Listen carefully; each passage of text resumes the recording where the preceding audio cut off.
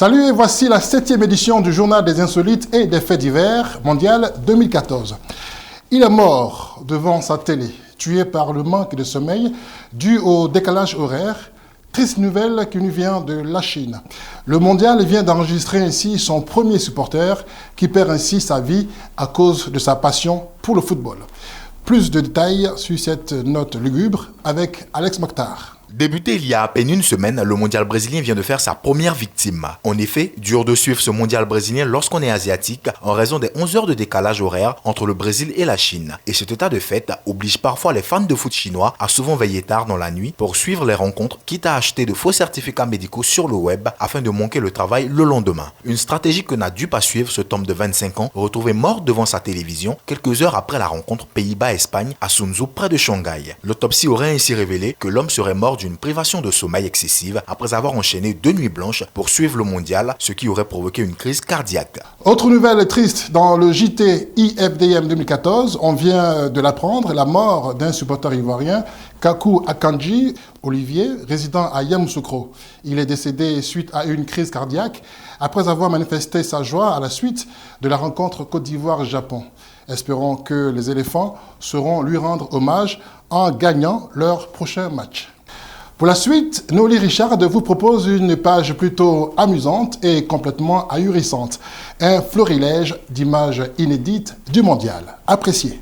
La Coupe du Monde est source d'imagination pour tous les amoureux du football. Mais lorsque l'imagination rime avec football et Brésil, ce beau mélange donne naissance à un cocktail d'émotions et une superbe ambiance. Ce n'est pas ce supporter mexicain lors de la rencontre Mexique-Cameroun qui nous dira le contraire. Supporter jusqu'aux dents. La Coupe du Monde est une vraie salade de culture. On y retrouve de tout et de tout le monde. Supporters brésiliens et français, dont un déguisé en Coluche, font un paquito. Des supporters japonais lors de la rencontre entre le Japon et la Côte d'Ivoire, toujours occupés à la technologie. La Suède n'est pas à la Coupe du Monde, mais ses supporters sont au Brésil. C'est beau l'esprit d'équipe. Ce supporter allemand a mis la Corcovado sur sa tête. À cette allure, après sa sortie du coma et le nombre de buts marqués par les Allemands, Schumacher fera un tour bientôt au Brésil. Attention, la Colombie se signale avec le rugissement de ce supporter. Des supportrices américaines encouragent leur équipe nationale. Avec de telles beautés, nous comprenons le score du match 2-1 pour les USA.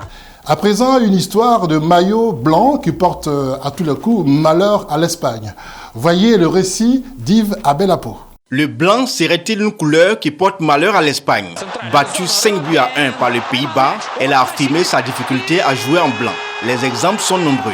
L'Espagne est sortie du mondial en 1994 en quart de finale. Elle a aussi perdu son seul match au mondial en 1998 face au Nigeria en blanc. Mais pourquoi l'Espagne et le Pays-Bas n'ont-ils pas porté leur couleur traditionnelle le vendredi? C'est la faute à la FIFA. L'Espagne qui recevait devait choisir le maillot en premier. Elle a opté pour un maillot 100% rouge. Cette couleur ressemble à l'orange, couleur habituelle du Pays-Bas qui a choisi le bleu. La FIFA a donc demandé à l'Espagne de choisir un maillot clair. Elle a donc décidé de porter un maillot blanc.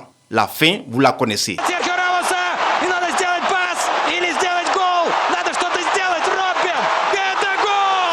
Certainement, c'est la dernière fois que la Fédération espagnole fait un tel choix.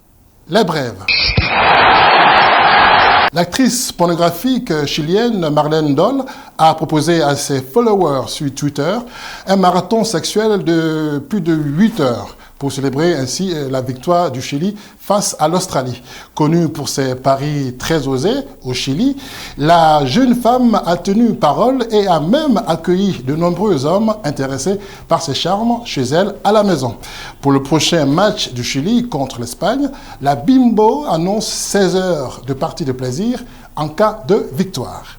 Maintenant, le zapping. La Coupe du Monde au Brésil, une fête planétaire et même au-delà. Les astronautes de la Station spatiale internationale se sont eux aussi mis à l'heure brésilienne.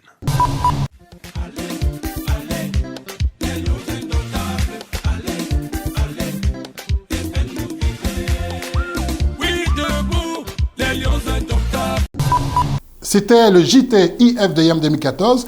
Merci de votre fidélité et comme on dit en Australie, tu peux te faire pendre aussi bien pour un mouton que pour un agneau. À demain et bien sûr, gardez le sourire.